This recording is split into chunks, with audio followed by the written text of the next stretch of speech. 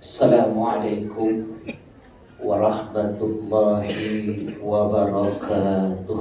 Waalaikumsalam warahmatullahi wabarakatuh. Alhamdulillah wassalatu wassalamu ala rasulillah wa ala alihi wa ashabihi wa mawalah, amma ba'd. Qala Allah ta'ala fil Qur'anil Karim, a'udzu billahi minasy syaithanir rajim. Ya ayyuhallazina amanu taqullaha haqqa tuqatih wa la tamutunna illa wa antum muslimun. Segala puji mutlak bagi Allah Subhanahu wa ta'ala, pencipta penata langit, bumi, beserta segenap makhluk yang ada di dalamnya. Salawat dan salam semoga senantiasa terlimpah curah kepada manusia teragung sepanjang masa, yakni Nabiyuna Muhammad sallallahu alaihi wasallam beserta keluarganya, para sahabatnya, para pengikutnya, para pecinta pembela Islam, para ansarullah, para penolong-penolong Allah, para ansarus syariah, para pejuang-pejuang penegak syariat Islam, yang tentu kita semua berharap termasuk salah satu di dalamnya. Amin ya rabbal alamin. Salam hormat kami sampaikan kepada segenap keluarga besar Majelis Al-Ihya Bogor, insan kamil. Alhamdulillah, pada pagi hari ini kita bisa bertemu, bersilaturahim, dan insya Allah kita akan melakukan thalabul ilmi kurang lebih 1 jam ke depan. Berkumpulnya kita di tempat ini, hadirnya saya di tempat ini, sebagai awalan saya ingin menyampaikan ta'aruf. Alhamdulillah, saya tinggal di Bandung, Pak, di daerah Taman Sari, dekat kampus ITB dan dekat kebun binatang. Jadi barangkali ada yang mau silaturahmi ke UA, bisa mampir saya. Wow.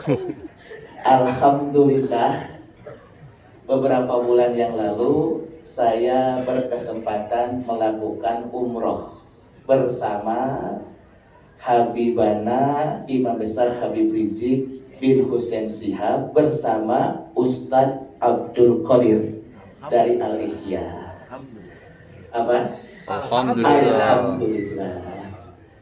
Nah, kita sering ketemu di beberapa majelis dan di Jakarta. Beberapa waktu yang lalu beliau WA ke saya, barangkali memungkinkan untuk bisa hadir di majelis ini.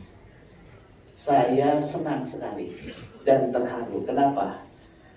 Karena saya termasuk juga insya Allah murid daripada mudarisuna ustaduna Allahu yarham Abi Tamrin. Alhamdulillah. Jadi kita bertemu di sini mengingatkan saya khususnya kepada guru kita, orang tua kita, mudaris kita, kiai kita, ajengan kita, pembimbing kita, murabi kita, yaitu Allahu yarham Abi Tamrin. Berkaitan dengan itu, sebagai pembuka, saya akan menyampaikan sebuah hadis Nabi. Ini di tangan saya ada kitab Sahih Muslim. Nah, Sahih Muslim ini di dalam hadis nomor 1631 dari Abu Hurairah radhiyallahu anhu. Abu Hurairah itu sahabat Nabi yang beliau belajar konsen kepada Nabi dan dalam waktu yang singkat dapat menyampaikan banyak hadis. Padahal asalnya, mohon maaf, Abu Hurairah itu agak kalau istilah sekarang, agak telat mikir lah kira-kira begitu. Tell me. Nah itu barangkali seperti itu. Nah, Abu Hurairah itu belajar kepada Rasulullah Sallallahu Alaihi Wasallam. Nah, ketika belajar sulit hafal, cepat lupa. Nah, beda dengan bapak-bapak ya? Atau sama? Jadi hafalnya sulit, lupanya cepat. Nah, kemudian Abu Hurairah meminta kepada Rasul, ya Rasulullah, saya ini ingin sekali paham tentang din ini. Doakan saya semoga cepat atau bisa mudah menghafal, memahami dinul Islam. Rasulullah mendoakan Abu Hurairah, maka Abu Hurairah dalam waktu 3-4 tahun dapat menyampaikan hadis sampai 5.374 hadis.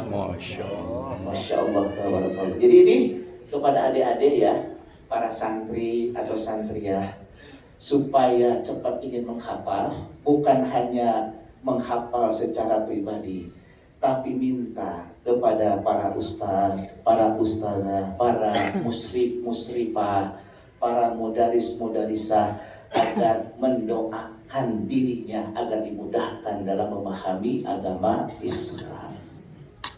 Nah, ini dari Abu Hurairah radhiyallahu anhu, an Abi Hurairah anna Rasulullah sallallahu alaihi wasallam qala, sesungguhnya Rasulullah sallallahu alaihi wasallam telah bersabda, idza matal insanu in qata'a anhu amaluhu. Apabila seseorang itu telah meninggal, telah wafat, maka terputus atasnya pahala amalnya, illa kecuali min salasatin 3 perkara. Illa min sodakotin jariyatin, kecuali 1 sodakoh jariyah. Terputus pahala amalnya itu maksudnya bagaimana? Ketika seseorang itu hidup, dia kan bisa beraktivitas melakukan amal apa saja. Dia bisa memberikan makan orang lain, dia bisa melakukan amal apa saja ketika dia masih hidup. Tapi ketika dia telah wafat, maka kan dia tidak bisa melakukan amalan-amalan tadi, baca Quran atau kemudian menuntut ilmu, dia sudah tidak bisa lagi. Tapi ketika yang bersangkutan meskipun telah wafat, maka pahala amalan itu bisa terus bersambung. Kalau yang lain nanti insya Allah di yaumil akhir akan ada hisab, akan ada perhitungannya. Apa pahala yang pertama yang akan terus bersambung meskipun orang tersebut telah wafat? Yaitu sedekah jariyah. Membangun masjid, membangun madrasah, melakukan berbagai macam amal sosial. Ini akan sampai. Nah, kita menyaksikan ya, ini adalah salah satu karya luar biasa dari orang tua kita, guru kita, membangun, mewujudkan sebuah sarana lembaga pendidikan yang luar biasa. Insya Allah ini akan menjadi amal soleh yang terus mengalir kepada yang bersangkutan dan kepada semua pihak yang terlibat di dalamnya. Amin. Amin. Yang kedua, Di sini au ilmin yuntafa'u bihi, atau ilmu yang dimanfaatkan. Nah, kalau kita sebagai orang tua, manakala punya anak kita didik, anak kita ajarkan, maka amalan-amalan yang diajarkan oleh kita akan sambung terus sampai hari kiamat. Maka kalau kita tidak paham agama, minimal ajarkan anak kita surah Al-Fatihah, dibaca terus bersambung kepada kita, dan seterusnya. Yang ketiga, awaladin solihin yad'u lahu. Awaladin atau anak walad yang mendoakan orang tuanya. Nah, pertama yang ingin saya jelaskan di sini. Pertama, awaladin. Waladin atau waladun atau walad. Ini kalimahnya nakirah ma'rifah. Nakirah umum, bukan ma'rifah. Cirinya tanwin. Kalau ma'rifah ada alif lam di antaranya. Nah, artinya apa? Walad di sini bersifat general, umum.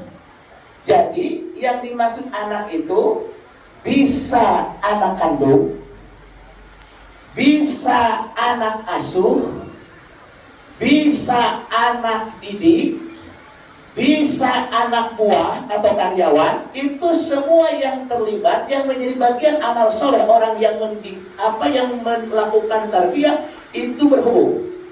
Nah, oleh karena itu, apabila seseorang itu telah wafat, maka ketika anak kandungnya, anak didiknya, apakah itu santri, apakah itu tulab atau istilah apapun, ketika dia mendoakan, maka insya Allah akan sampai kepada orang tuanya, gurunya, kepada majikannya, kepada pemimpinnya.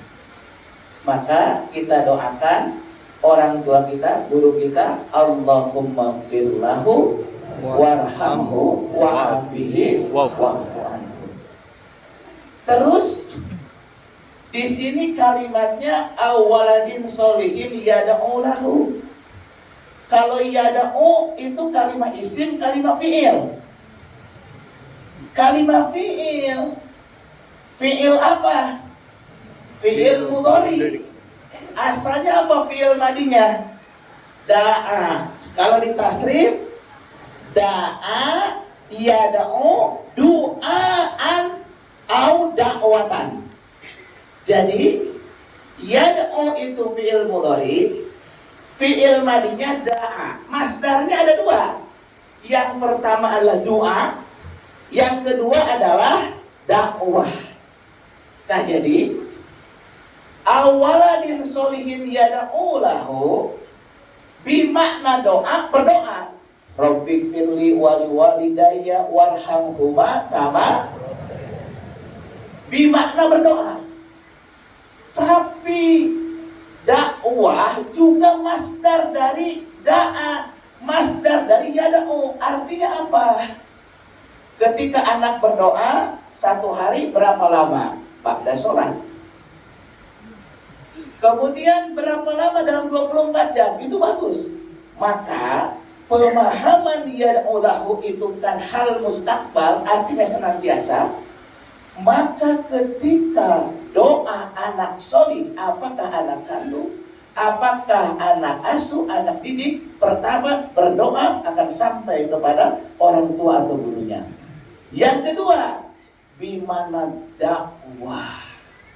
Jadi manakala seseorang, apakah itu anak kandung, apakah itu anak didik, apakah itu anak buah, selama dia berdakwah, bukan hanya hitungan detik, bukan hanya hitungan menit, bukan hanya hitungan jam, bukan hanya hitungan hari, bukan hanya hitungan pekan, bukan hanya hitungan bulan, bukan hanya hitungan tahun.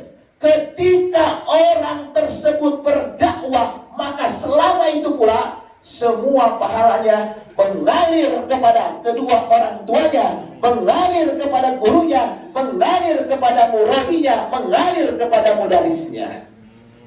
Maka dalam pandangan Islam, mempunyai anak yang solih, waladun solihun, adalah sebuah investasi.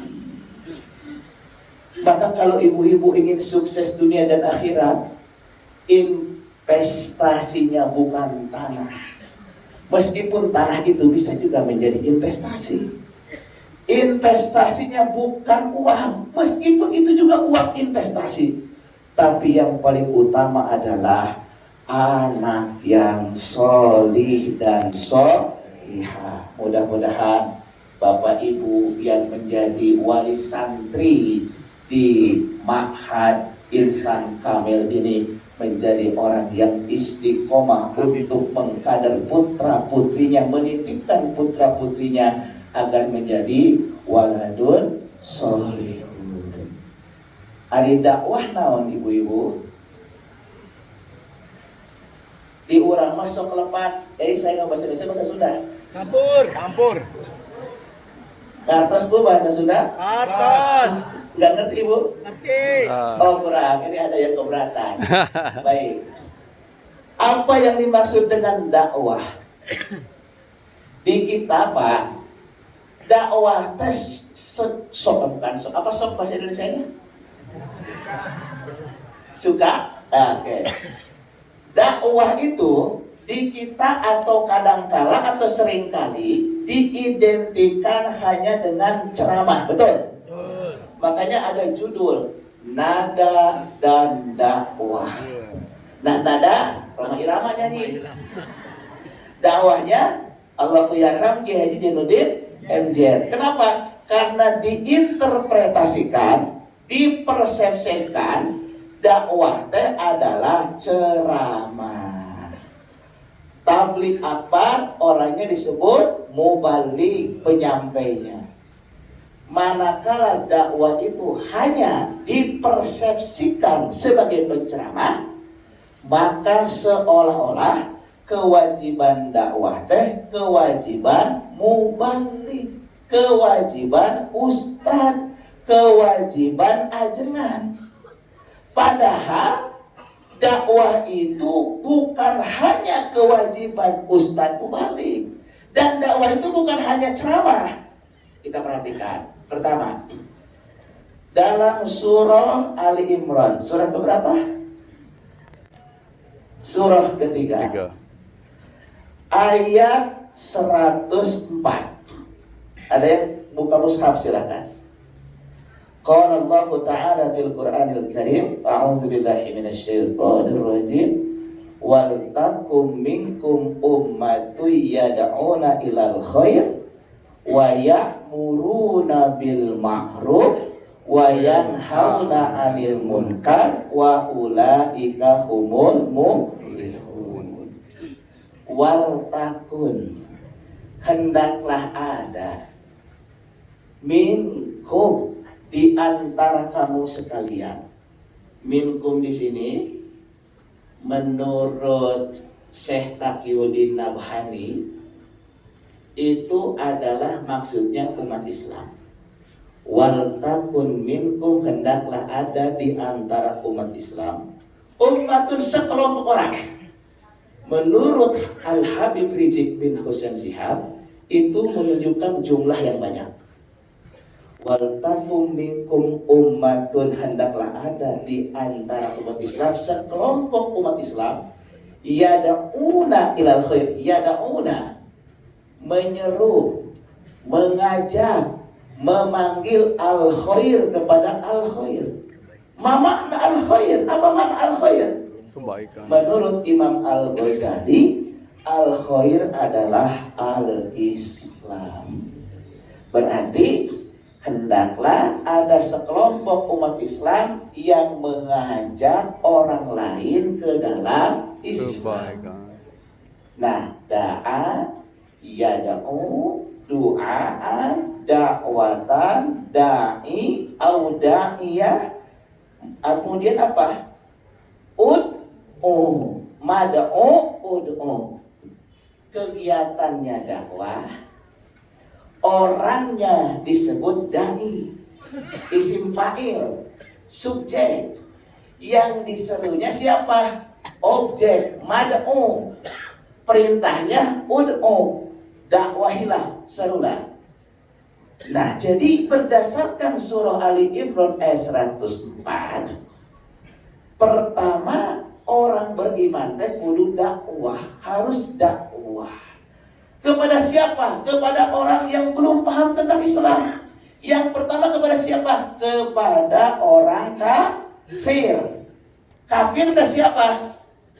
Innal ladzina kafaru min ahlil kitabi wal musyrikin. Kafir teh nyaeta ahli kitab, maksudnya Yahudi, Nasrani, dan orang musyrik. Itu kafir. Yang kedua, orang yang belum paham Islam meskipun KTP-nya Islam. Di Indonesia, berdasarkan informasi Global Muslim Population, jumlah umat Islam di Indonesia itu ada 242 juta. Dari 2 miliar umat Islam di dunia. Di dunia ayeuna Bu, Bapak, umat manusia itu ada 8 miliar. 8 miliar. Dari 8 miliar, 25%-nya atau 2 miliarnya adalah umat Islam. Di antara umat Islam yang 204, yang 2 miliar itu, 242 jutanya di Indonesia. Berarti lebih dari 10% ya. Di antara umat Islam yang 242 juta iya, yang paling banyak di Jawa Barat. Di mana? Jawa Barat teh penduduknya berdasarkan sensus 2024 adalah 50 juta lebih. Dari 50 juta lebih penduduk Jawa Barat, 97,22% adalah Muslim, KTP Islam. 2,45% itu Kristen, Katolik, kemudian Protestan. 0,24 eta teh Buddha. Terus Hindu. Terus aya anu paling sakedik 0,1 Sunda Wiwitan. Nah, apa Sunda Gubernur? Jadi Sunda Wiwitan teh berdasarkan maka dicek KPPS hanya 0,1%. Jadi Jawa Barat teh Bu, urang teh kudu reueus teh kieu, bangga tapi dalam ketaatan Bu ya. Sadunia umat Islam paling seueur di Indonesia. Nu kahiji Indonesia 242 juta. Nu kadua ayeuna teh Pakistan 240 juta, dan 2 juta lah. Nu katilu saha? India 222 juta. Nu kaopat saha? Bangladesh. Nah, eta teh jumlah umat Islam sadunia pangseueur nanti di Indonesia.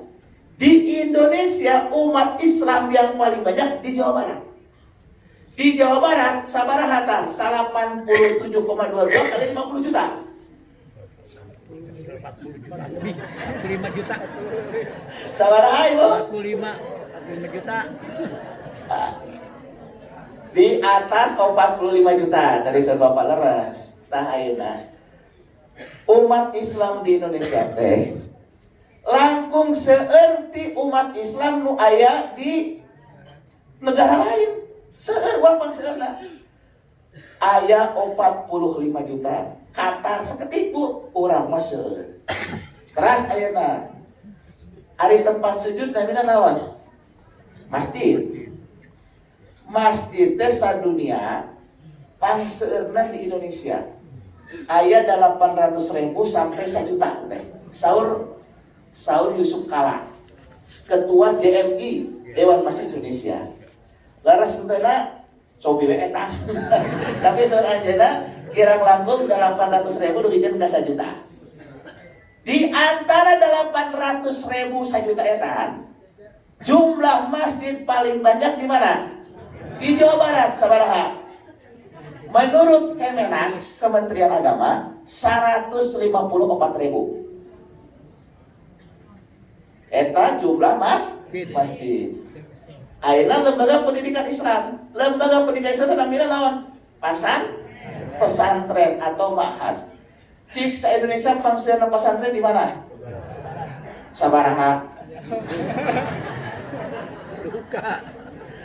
Iya Bapak.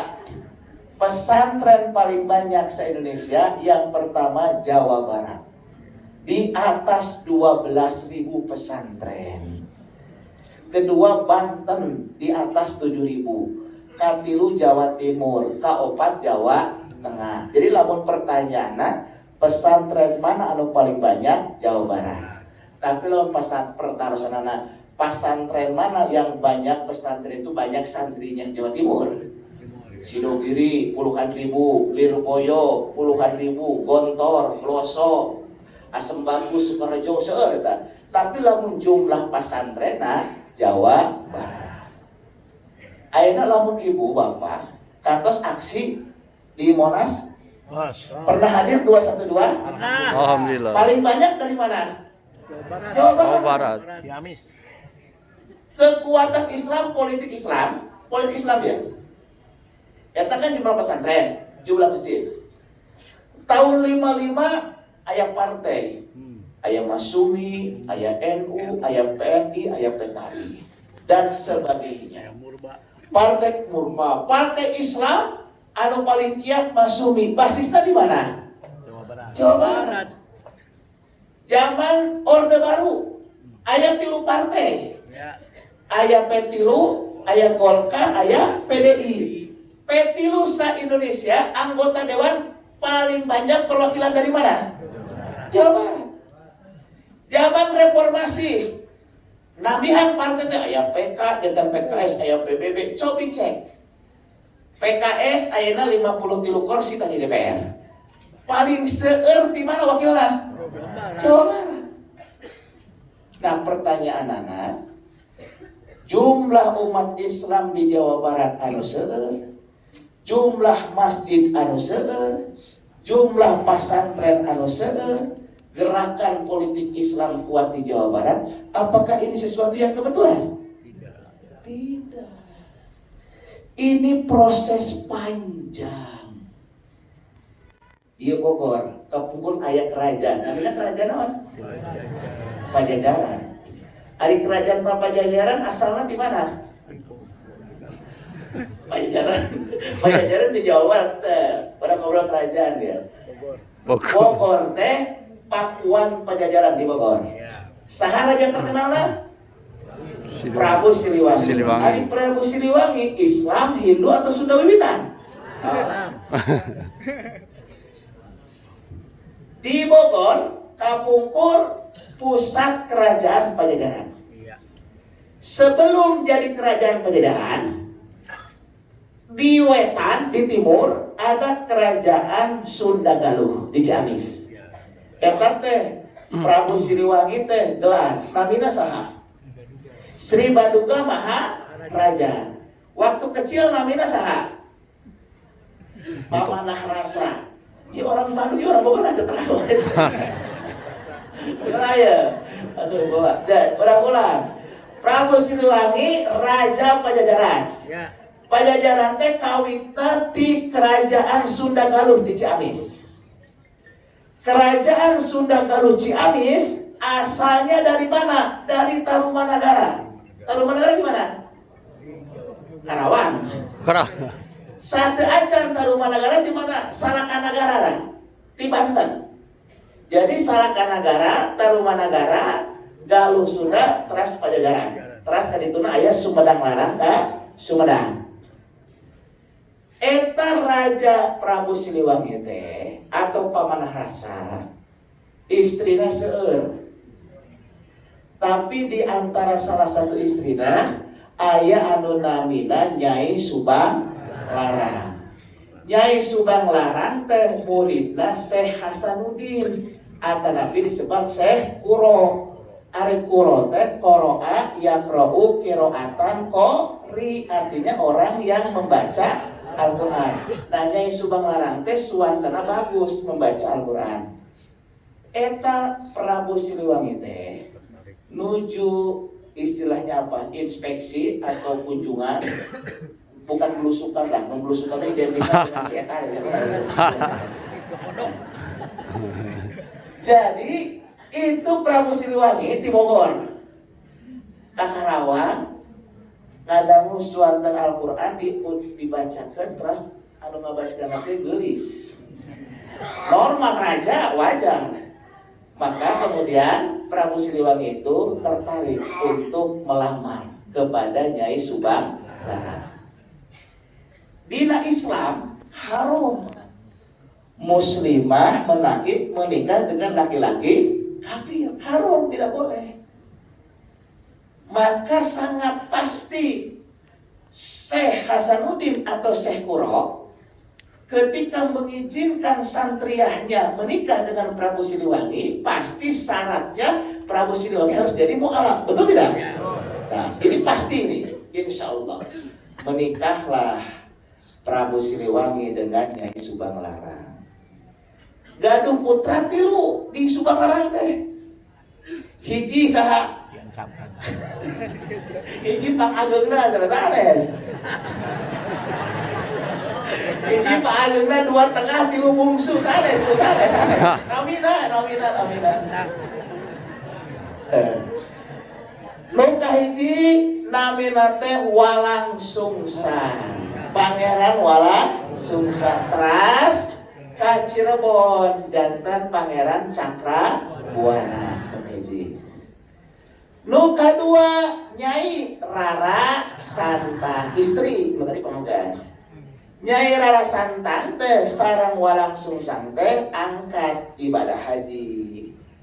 Di ditu tepang dengan Syarif Abdullah di Mesir. Singkat cerita, Walang Sungsang atanapi Cakrabuana teh sebagai rakana daripada Rara Santang, maka Syekh atau Syarif Abdullah teh melamar kepada Nyai Rara Santang. Berarti ini zuriyah Nabi, ya, Syarif Syahid, ya. Nah, menikah. Ketika menikah gaduh putra, namina Syarif Hidayatullah. Nah, keur nikah teh ngadamel semacam perjanjian. Apa istilahnya, abang atau akang gitu ya. Engke upami tos ageung putra urang menyebarkan Islam di Tatar Sunda, di Jawa, kira-kira begitu. Maka menetaplah 20 tahun Nyai Rara Santang dengan Syarif Abdullah di Mesir. Setelah 20 tahun, pemuda ini dan ibunya pulang kampung ke Pajajaran.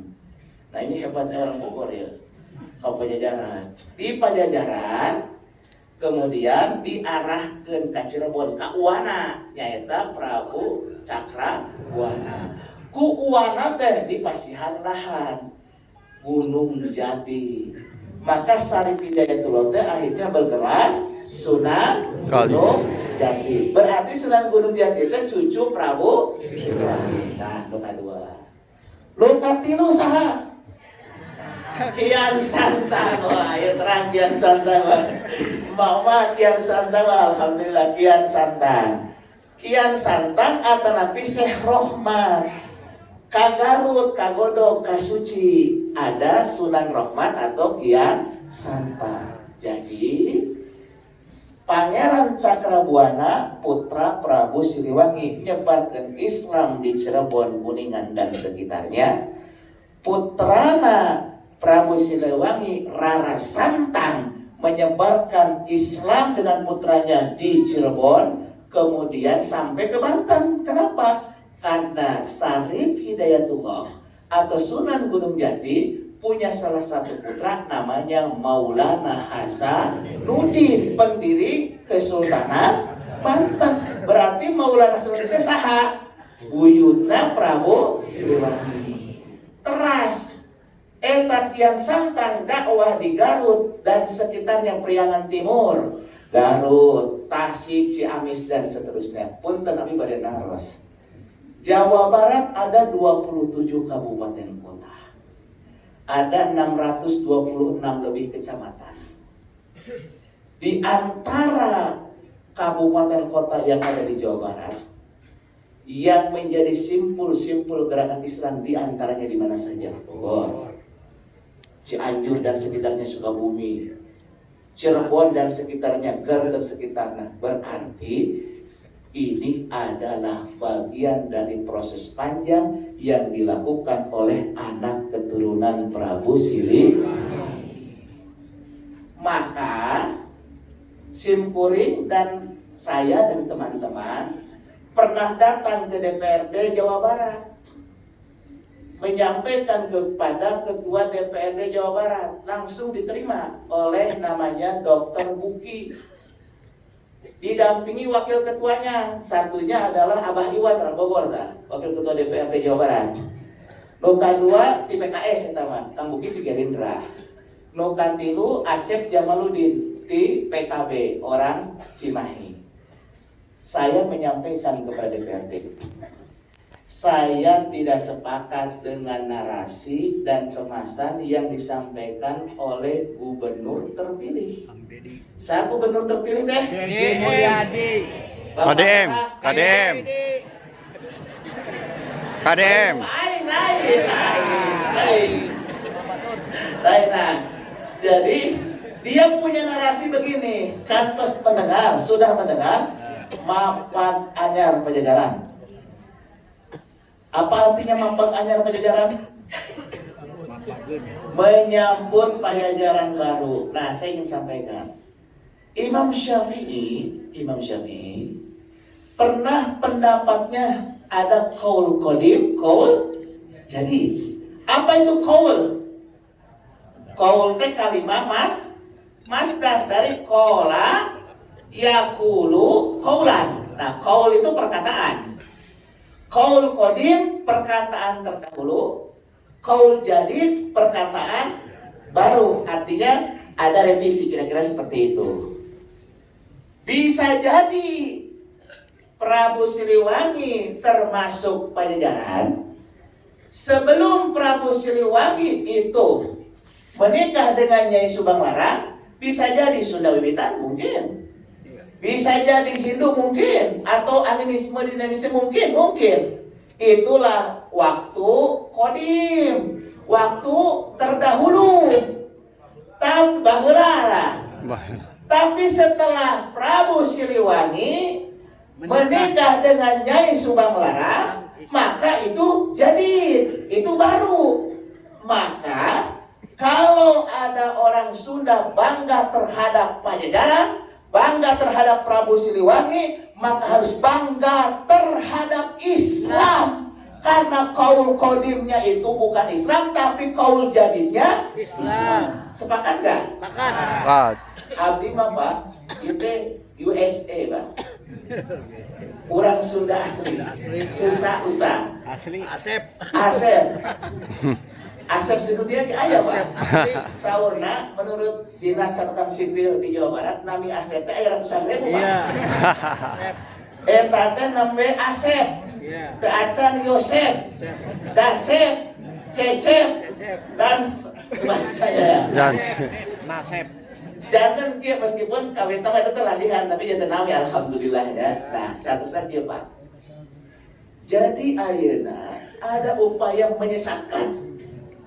Kalau berbicara Islam, berbicara Sunda, kok ada yang mencoba untuk menggiring seolah-olah jadi kepada dunia uka-uka. Atau dunia dahulu kala, enggak begitu. Sunda itu identik dengan Islam. Saya berani mengatakan begini, coba perhatikan. Kekuatan-kekuatan Islam yang ada di Indonesia itu berbasis dari Jawa Barat. Terang Jakarta, kira hari lahir Jakarta 1527. 27. Di Jakarta itu kantos lebet ke balai kota Jakarta? Belum. Ayat kaligrafi Arab. Ini surah Al-Fat. Inna fatahna laka fathan mubina. Itu ditulis itu, kenapa? Itu buah karya orang Bogor. Hebat Bogor. Waktu dulu di Sunda Kelapa, Jakarta ya, Jakarta. pernah ada perang salib. Tahun 1500-an di Eropa sedang gencar untuk ekspansi ke semua negara. dengan 3 prinsip: goal, gospel, glory. Di antaranya Portugis. Portugis ingin menaklukkan Sunda Kelapa. Eta tipak Sunda Kelapa ke Jakarta bagian dari Pakuan Pajajaran Bogor. Dikirimlah pasukan dari cucu Prabu Siliwangi, dari Cirebon, laskar-laskar Islam untuk menghadang pasukan Katolik dari Portugis. Peranglah di Sunda Kelapa. Maka pasukan Katolik Portugis kalah. Karena kalah, maka Sunda Kelapa dianggap sebagai kota kemenangan, digantilah namanya menjadi Jayakarta. Teras, kita 22 Juni. Indonesia merdeka tahun berapa? 17 Agustus 1945. Ada Piagam Jakarta. Piagam Jakarta itu disahkan tahun berapa? 22 Juni 1945 di Jakarta. Proklamasi di Jakarta, Piagam Jakarta di Jakarta, maka ibu kota negara di Jakarta. Logis tidak? Logis.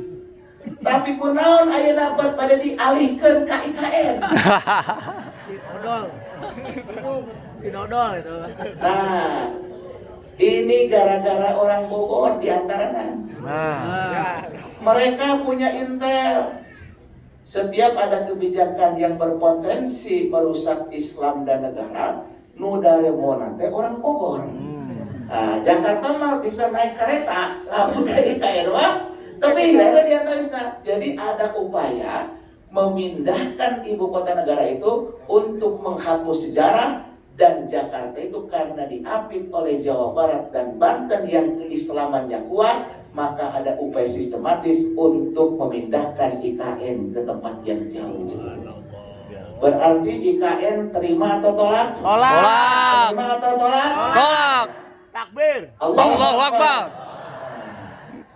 Janten Bapak Ibu, orang teh kedah bangga lamun orang Sunda teh Sunda Islam. Sebagaimana orang Madura identik dengan Islam, sebagaimana orang Minang identik dengan Islam, sebagaimana orang Aceh, orang Betawi, orang Melayu dan sebagainya. Jadi narasi kita adalah Indonesia adalah harus Islam, Sunda apalagi. Maka oleh karena itu, kalau kita bernarasi tentang Sunda, semestinya bernarasi tentang Islam. Allahu Akbar. Allahu Akbar. Sabaraha midai ngaos na Bapak Ibu. Gam. Duh kita sabaraha? 8. Kan ditanya jawab. Baik, saya lanjutkan Bapak Ibu sekalian. Nah, saya kembali kepada topik. Yang pertama, kita ini harus dakwah. Jadi simpuling saya mengajak, menyeru kepada Bapak Ibu sekalian, keluarga besar Majelis Al-Ihya Bogor, keluarga besar Insan Kamil, keluarga besar santrinya Abitam, keluarga besar muridnya, pengikutnya, jamaahnya. Mari kita melaksanakan trikora. Apa trikora? Oh, lepat. Lepat. Sanes. Mau tahu? Mau. Trikora itu 3 komando Rabbul Alamin. 3 komando Allah Subhanahu wa ta'ala. Nu kahiji naon komandona teh? Dakwah. Wal takun minkum ummatun yad'una ila khair. Nu kadua naon? Amar ma'ruf wa ya'muruna bil Ma'ruf. nu katilu naon? Wa yanhauna 'anil Munkar. nahi munkar. Nah, aya wa ya'muruna, aya wa yanhauna eta teh wa nate lil atfi wa atau. Ari wau atop, orang Sunda wau atap gitu ya. Nah, eta teh hukumna mutlaqul jam'i. Ari mutlaqul jam'i teh naon? Satu kesatuan yang tidak bisa dipisahkan satu sama lainnya. Jadi kalau kita dakwah harus amar Ma'ruf. Kalau amar ma'ruf harus nahi Mungkar. Nah, kalau kita melaksanakan trikora, 3 komando Rabbul Alamin, dakwah, amar ma'ruf, nahi munkar, wa ulaika humul muflihun, maka kita termasuk orang-orang yang beruntung. Jadi kalau kita ingin beruntung, kita harus berdakwah, harus amar ma'ruf, harus nahi Mungkar. Dakwah secara spesifik ada takrifnya, ada definisinya, ada dalilnya, ada segmennya, ada metodologinya secara spesifik. Amar ma'ruf secara spesifik ada takrifnya, ada definisinya, ada marhalahnya, ada caranya, ada segmennya. Begitupun nahi munkar. Jangan sampai kita salah menilai dakwah pakai dalil nahi munkar atau menilai amar ma'ruf dengan dalil dakwah beda. Nah, ini yang harus dipahami. Kalau dakwah mah keluar, makanya dalilnya ud'u ila sabili rabbika bil hikmah wal mau'idatil hasanah wajadilhum billati hiya ahsan. Nah, serulah mereka orang kafir ke dalam Islam bil hikmah. Jadi kalau ibu-ibu gaduh tatanggi orang kafir, orang Kristen, orang Hindu, orang Buddha, ibu ngajak mereka ke masuk Islam, boleh tidak?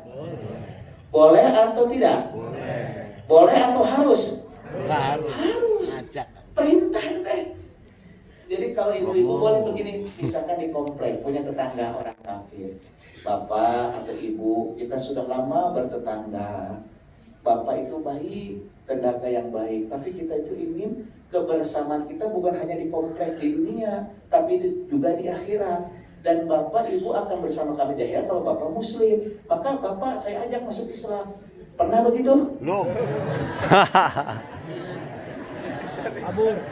Perintah wal takun minkum ummatun yad'una ilal khair. Ud'u bil amr dari dakwah, da'a yad'u, duaan dakwatan, da'i mad'u, ud'u perintah bil amr, ud'u serulah, bayangkan. Perintah Allah. Terus kata dia teh begini, ibu jangan seenaknya ngajak-ngajak saya. Jangan seenaknya, saya juga punya keyakinan. Bagi saya semua agama benar. Benar salah? Salah. Inna dina indallahil Islam. Ma'rifah. Inna dina ad-din. Pakai alif lam ma'rifah. Kalau ma'rifatnya khusus. Jadi lamun tengartos ulah sok memberikan naskah dengan ayahnya. General, inna dina indallahil Islam itu semua agama sama beda. Kalau kita mengatakan semua agama benar, salah. Yang benar itu hanya Islam yang benar. Kalau dia menolak, ibu kemudian apa? Setelah bil hikmah wal mau'idatil hasanah, nasihati. Ibu, kalau ibu mau tahu ya, Islam itu kalimat apa Islam? Kalimat masdar dari aslama yuslimu islaman muslimun. Islam itu artinya penyelamat. Di lamun di logat aslama fi'il madi maklum telah menyelamatkan, yuslimu fi'il mudhari maklum sedang akan menyelamatkan, Islam masdar agama penyelamatan, muslim isim fa'il penyelamat. Eta teh mutaati penyelamat teh artinya ada pihak lain. Benten dengan salim, pernah ngadamu salim? Kalau salimah yaslamu silman salimun selamat. Jadi kalau salim artinya orang yang selamat. Kalau muslim artinya orang yang jadi penyelamat. Bedanya di mana? Bedanya nih. Telah terjadi kebakaran. Ada 2 orang yang selamat. Berarti yang lain tidak selamat. Berarti yang 2 orang itu salim. Tapi kalau begini, ada kebakaran, datang pemadam kebakaran, Ada 3 orang. Pemadam kebakaran yang 3 orang itu menyelamatkan warga yang 2 orang. Berarti ada berapa orang yang selamat? 5. Pemadamnya 3, yang diselamatkan 2. Nah, pemadam kebakaran teh disebut muslim penyelamat, menyelamatkan dirinya dan menyelamatkan orang lain. Nah, itu kan muslim. Jadi muslim teh juru selamat. Makanya takrif Islam teh adalah wahyun ilahiyun al-munazzalu alal anbiya wal mursalin ahkamullah siratal mustaqim li salamati dunia wal akhirah.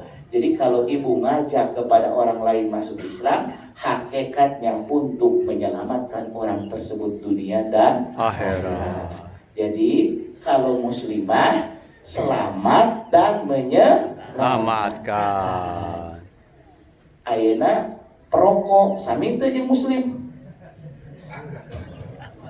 Cek dokter, perokok teh aya 2. Aya perokok aktif, aya perokok Pasif. Lebih bahaya mana perokok aktif jeung perokok pasif? Pasif. Berarti lamun aya nu ngarokok eta teh nyelakakeun saha? Dirina. Terus nyelakakeun Orang lain. Ai muslim nyalamatkeun dirina, nyalamatkeun Orang lain. Berarti muslim definisinya jeung perokok sama beda. Bade tetep ngarokok. Rokok berat itu kayak.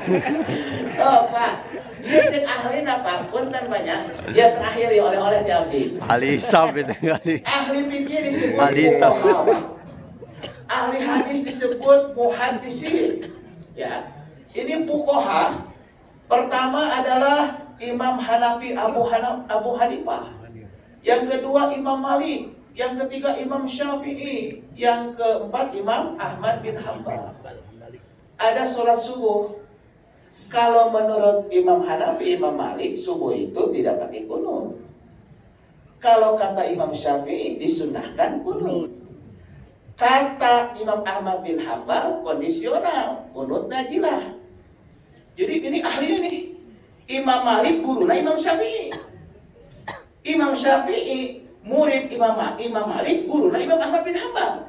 Imam Ahmad nanti punya murid lagi, Imam Al-Bukhari. Imam Al-Bukhari punya murid lagi, Imam Muslim. Nah, Imam Muslim teh muridnya Imam Al-Bukhari. Imam Al-Bukhari muridnya Imam Hambali. Imam Hambali muridnya Imam Syafi'i. Ini para ahli fikih. Dalam konteks bab kunut ada perbedaan pendapat. Padahal eta teh ahlina. Ahli kesehatan disebutkan naon? Tabibun, dokter. Sakaterang abdi dokter di Masrik duikeun ka Maghrib, di utara duikeun ka selatan, orang mana asal mah teu ikhtilaf urusan bab rokok, bahwa rokok teh menyebabkan bla bla bla terus teh. Masih kena bari ngarokok?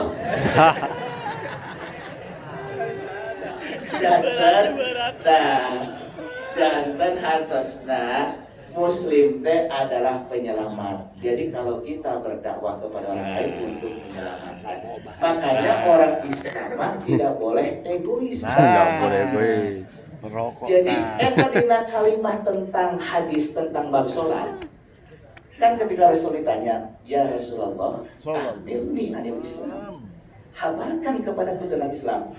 Kemudian Rasul mengatakan, itu yang benar itu. Al-Islamu antashhada alla ilaha illallah wa anna Muhammadar Rasulullah wa tuqimas sholata wa tutiyaz zakah. Wa tuqimas sholata teh kalimahna teh mutaaddi. Jadi orang Islam mah kudu salat jeung ngajak bantu salat. Karena Islam mah nyalametkeun jeung menyelamatkan orang lain.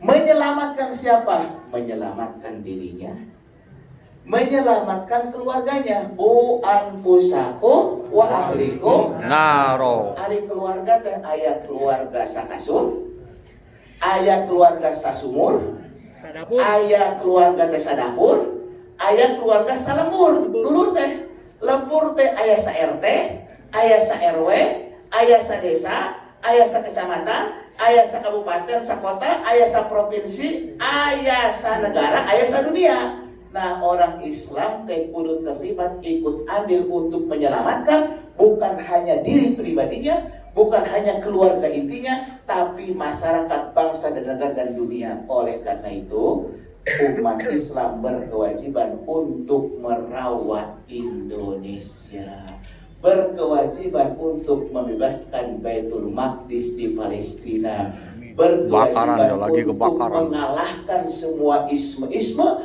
apakah itu kapitalisme atau sosialisme, karena Islam itu adalah agama yang tinggi dan tidak ada yang lebih tinggi daripada Islam. Siap berjuang? Siap. Siap meneruskan gerak langkah perjuangan orang tua kita? Siap. Siap terus istiqomah berjuang di jalan Allah? Siap. Allahu Akbar. Allahu Akbar. Allahu Akbar. Allahu Akbar. Masya Allah. Assalamualaikum warahmatullahi wabarakatuh. Waalaikumsalam warahmatullahi wabarakatuh. Mudah-mudahan sanes waktu biasa tetanggai insya Allah.